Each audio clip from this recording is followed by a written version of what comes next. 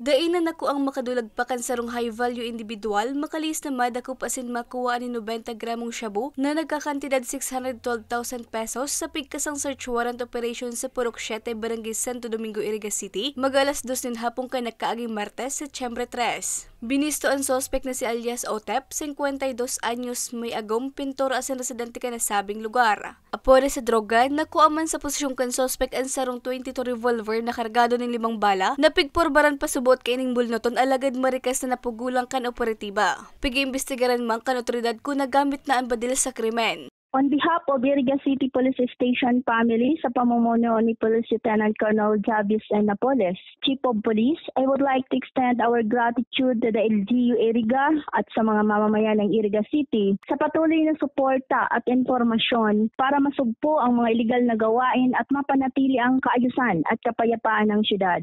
Sa mga may informasyon po, huwag matakot at mag-atubili na magsumbong, tumawag at mag-text sa Iriga PNP hotline 0998-598-6003. Sa muli, maraming salamat sa inyong lahat. May snappy salute to all of you.